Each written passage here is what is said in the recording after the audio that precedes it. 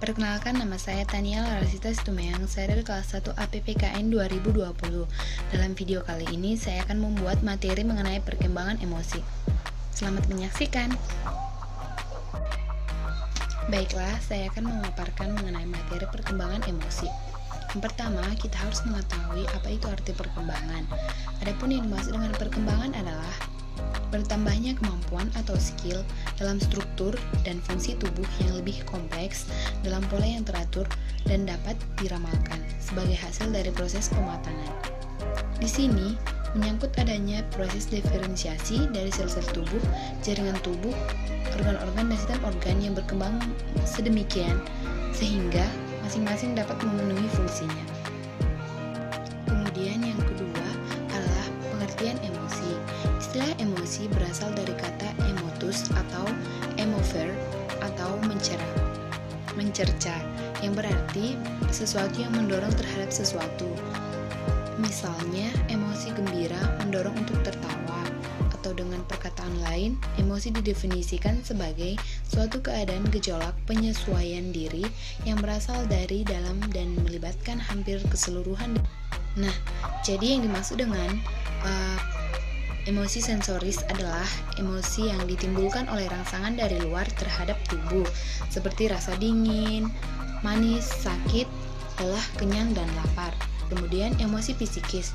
Emosi psikis merupakan emosi yang mempunyai alasan-alasan kejiwaan.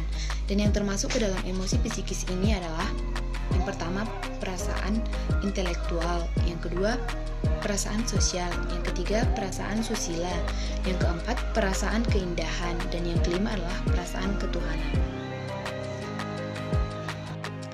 Untuk selanjutnya yaitu mengenai pengaruh emosi terhadap perilaku dan perilaku individu. Ada beberapa contoh pengaruh emosi terhadap perilaku individu, diantaranya memperkuat semangat, ada juga yang melemahkan semangat, kemudian menghambat atau mengganggu konsentrasi belajar, kemudian terganggunya penyesuaian sosial. Yang selanjutnya, emosi dapat mempengaruhi iklim psikologis dalam lingkungan, kemudian tingkah laku yang sama dan ditampilkan secara berulang di individu. Yang kedua, pengelompokan emosi. Emosi dapat dikelompokkan ke dalam dua bagian, yaitu emosi sensoris dan emosi kejiwaan atau psikis. Kemudian yang ketiga adalah konflik-konflik dalam proses perkembangan. Setiap anak melalui berbagai konflik dalam menjalani fase-fase perkembangan yang pada umumnya dapat dilalui dengan sukses. Namun, jika anak tidak dapat mengamati konflik-konflik tersebut, dapat menjadi suatu kebiasaan. Dan yang terakhir merupakan ketegangan emosi yang dimiliki anak dapat menghambat aktivitas motorik dan mental anak. Nah, untuk yang terakhir yaitu faktor-faktor yang mempengaruhi perkembangan emosi. Yang pertama, keadaan anak. Keadaan individu pada anak, misalnya cacat tubuh ataupun kekurangan pada diri anak, akan sangat mempengaruhi perkembangan emosional. Bahkan akan berdampak lebih jauh pada kepribadian anak.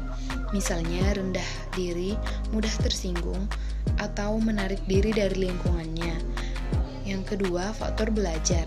Pengalaman belajar anak akan menentukan reaksi potensial mana yang mereka gunakan untuk marah.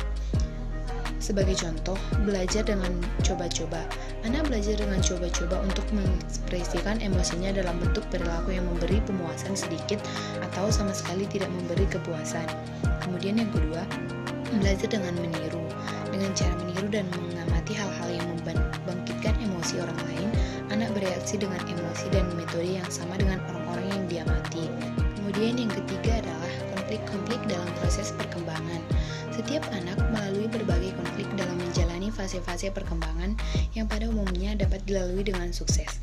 Namun, jika anak tidak dapat mengamati konflik-konflik tersebut, gaya pengasuhan keluarga akan sangat berpengaruh terhadap perkembangan emosi anak. Apabila anak dikembangkan dalam lingkungan keluarga yang emosinya positif, maka perkembangan emosi anak akan menjadi positif. Nah, demikian juga sebaliknya. Apabila anak berkembang dalam keluarga yang bersifat negatif, maka perkembangan tubuh pada anak juga akan bersikap negatif. Kemudian, keterkaitan secara teoretik antara lingkungan keluarga dengan pengungkapan emosi juga dijelaskan oleh Goleman, yang meninjau terjadinya proses pengungkapan emosi sejak awal yaitu pada masa anak-anak. biasanya mengalami gangguan-gangguan emosi. Nah, yang keempat adalah lingkungan keluarga. Salah satu fungsi keluarga adalah sosialisasi nilai keluarga mengenai bagaimana anak bersikap dan berperilaku. Keluarga adalah lembaga yang pertama kali mengajarkan individu melalui contoh yang diberikan orang tua, bagaimana individu mengeksplorasi emosinya. Baiklah, sekian penjelasan mengenai materi perkembangan emosi. Semoga video yang saya buat ini bermanfaat bagi kita semua. Terima kasih.